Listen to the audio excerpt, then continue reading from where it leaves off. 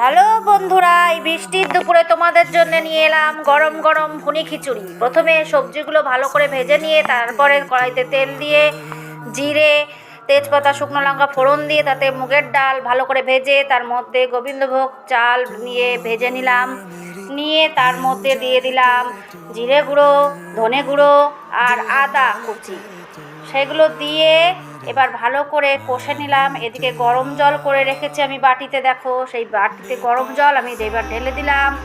পরিমাণ মতন গরম জল ঢেলে তাতে পরিমাণ মতো হলুদ, লবণ ও স্বাদের জন্য একটু চিনি দিয়ে দিলাম। তারপরে নাড়িয়ে সেটাকে ঢেকে দিলাম।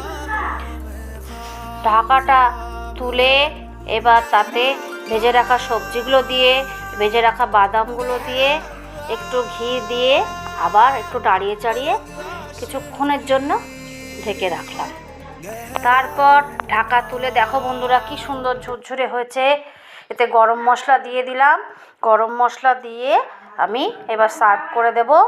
দেখো বন্ধুরা কত সুন্দর ঝুরঝুরে হয়েছে। তোমরা প্লিজ লাইক করো, পাশে থেকো আমার, এবং তোমরা ট্রাই করো, প্লিজ ট্রাই করো আর আমাকে